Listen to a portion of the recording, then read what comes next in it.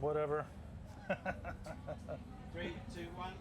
Hey guys, it's Jake from Blunt Bag. I'm here with Peanut from 311. How you going, mate? Great, fantastic. Show's over. Dinner still hasn't even been served. Oh well. It's a rare occasion, and I love it. Yeah. I'm here for the variety. I'm not here to do the same thing, play Ohio again. Yeah. I'm here to play Sydney, and I'm here to be wherever on the slot. It's been 26 years since we've been here, so I'm happy as fuck to just be on stage, right? How did you go about navigating the weather? You just... How do you find rain shows? Fine. I mean, last time we were here, it was pissing down rain for the Warp Tour, you know, which was us and Blink-182 and probably the Living End as well. It's like, yeah, it's just gonna happen. It's okay. I mean, it's the same thing like I started, like it's variety, right? At least it's not the same thing, you know, again, it's beautiful. And the audience took it really well. Honestly, I was very surprised that there were so many people that showed up, so it's a really great thing that we're here. How have you found being back in Australia? Have you seen any of the sights? Have you seen a koala? Seen a kangaroo? We saw kangas as soon as we got off the plane, pretty much. There was like in Melbourne. There was Melbourne. There was. You got it. You get it. You'll get it. Give me a second. Yeah, as we were driving from the airport, I saw some kangas under a tree. I swear. And we were there for like 4 or 5 days, so we really got to soak it all in. We did a club. We did the first show. It was great. It really felt very inviting. The people were super cool. Coffee, food, ale. I don't need much more. I want to talk to you about, because I was actually at your Melbourne show. Cool. Oh yeah. It was at 14 Franklin, right? Yeah. We're cool. Fucking phenomenal. Cool spot. It was a great little intimate gig as well, which I really liked. Yeah. But my favourite bit, I must say, was the drums. When like the 5-minute drum solo, however long it went for, and then the drums in front of the audience, and everyone just banging on it. That was unreal. Do you do that every show? We do it every show that we can, and it's exceedingly difficult to do it on international shows because of the shipping and everything, and then even weirder if we just rent things and we don't know what we're smacking. So yeah, we were happy to pull it off, and it was one of those questions like, are we going to bring the big drums? Like, oh yeah, we're going to bring the big drums, because you know if it's a tight show, not a loose show before that, it's a loose punk rock show afterwards. So it's usually a highlight. People enjoy it. If they're not whatever in the mood, they will be. It was definitely a highlight. I mean, it was just so like, because you also, when you were swapping drumsticks as well, that just looked objectively from the audience like cool. Yeah. Did you ever like just completely miss a drumstick and then just... Or just throw it intentionally the wrong way? Yeah. No, I wish. I should. That's a good call. So you also said that night that you guys are 35 years into this now. Yes, yeah. It's a long period, longer than I've been alive. In June of 2025, it'll be 35 years, so we're deep into our 34th year. Yeah. Did you ever think at the start, so 35 years ago, which was in the 90s? Yeah, in the 90s. Yeah, it was 1990. We're like the 90s band. We started on June 10th, 1990. Really? Yeah. I'll take that claim, especially since we're all the original members still, well, right? Exactly. Yeah. Did you ever think you'd get to this point 35 years later? Like, Well, you'd still be doing rock and roll? I never thought we'd be away from such a great country for 26 years, you know, and the fact that we've been around for 34 plus is, it's crazy. I would have never ever thought that.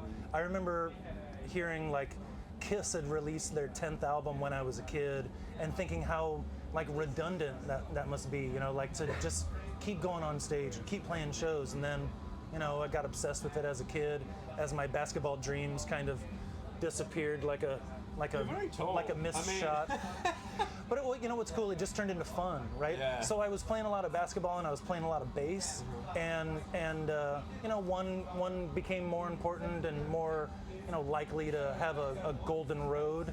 And there's not that many athletes that get to do it for 34 years, you know. So being a musician, being able to play in front of kids, people that have just been, you know, around about as long as the band, it's just amazing. It really is. The whole thing's a victory lap at this point. How do you, and this is something I always ask bands who have like such a legacy, stay passionate or interested? Because I know, like, even personally, I'm 24, I know if I've been doing something for a few years, like I get bored sometimes. Like, how have you not gotten bored, or like, how do you still feel passionate about it? I mean, I would say at 24, it's probably a good thing to be bored about some things. You know, you're going to be cutting off dead ends, you know, as we like, you know, whatever, we hardwire ourselves to what we're good at and what you're passionate about and what you can make money from in the practical reality that we're in. that's a great thing to be able to say no, yes, maybe. This is bullshit. This is incredible. And honestly, it goes up and down. It can be frustrating being in a creative marriage with 5 lads who are all really individualistic. And we've melded together. We've made a stew out of each other's ideas. We love it. Yeah. Good analogy. And it makes sense. You go out there, you see the show, you see the club show, you see the festival show, you can get a sense of who we really are, even though, there's still 200 more songs that we could play. It's great. It's a trip.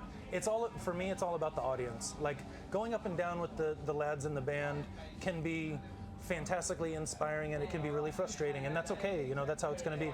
But when we get out on the stage, especially in an atmosphere like this, where I didn't expect there to be so many people in front of us, and it's been so long, that the excitement on their faces washes every kind of frustration away, and you just do the job, do the gig, and have as much fun as possible. What I really liked about that Melbourne show was how many young people were in the audience.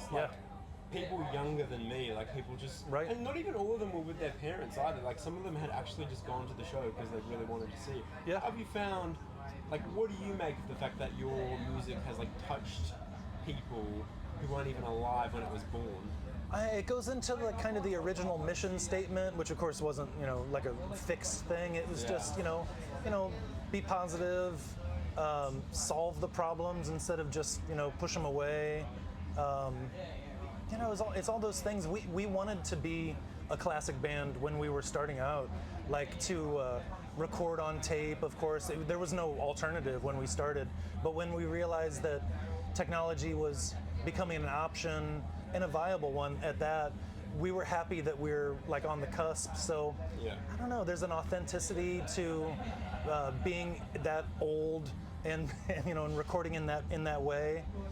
I don't know. It's all like I said. The whole thing's a victory lap, and I don't know. Part of it is the way that we write songs. If it's major scale kind of thing, it's easy to repeat listening to. It's not a kick in the balls when you listen to it.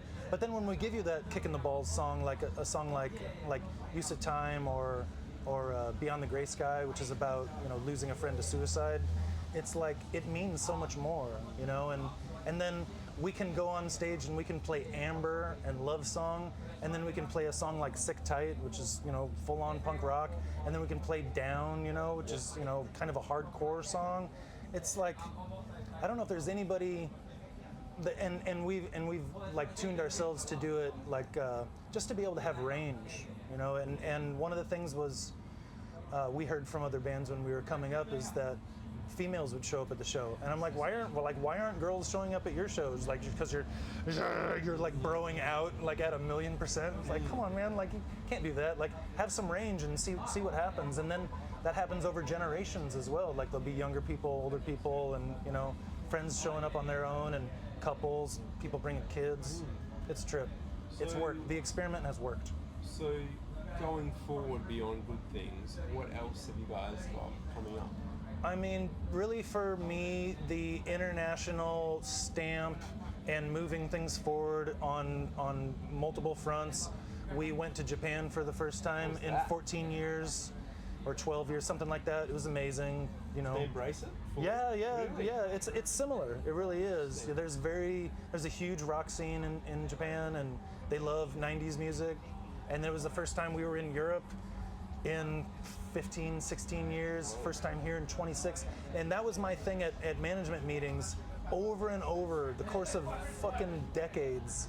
I was we need to play somewhere else. We did South America a few times and a couple times. And I don't know, now I feel like we're really being able to see the world and see the scene, and I think that's going to really motivate us to keep doing international shows and just keep writing at a higher level. It's not so, playing the same show all the time. It's not just playing the West Coast and the Midwest and Texas and sometimes Canada. It's man, the world is so big. You got to go to Southeast Asia, got to go to one of the best places in the world in Australia, and get wet, get muddy, see grandson fuck shit up, right? It's this is what it's all about. This is the teenage dream that I think we might have woken up from for a little bit, where it got so comfortable in the States that we could just keep playing there. But I remember hearing like Japanese bands like Loudness and stuff like that. Like, yeah, sure, you could stay there and play the Tokyo Dome over and over again. I mean, Midnight Oil, I'm sure, like, I saw an Aussie wearing a Midnight Oil shirt in the audience, and that kind of made my life. But you know, there's these regional bands, right? And they just need to step out of their comfort zone and play international shows. I think it'll make you a better band. And I expect nothing but that from us. Totally. Truly, after all this travel. Right. Yeah. And perspective. Because that's really what it is. Yeah. Getting older. I'm gonna keep talking even though this said cut it off. That was all I had, but yes, it was lovely to meet you. Pleasure. My pleasure. Pino, is this your first interview? No. Fuck me, mate. Yeah. You're amazing. I'm the guy who says yes. Jesus Christ. Yeah. Right. You're wonderful. Thank you for your time. No, anytime, mate. anytime. We'll do it again. Let's do it remote.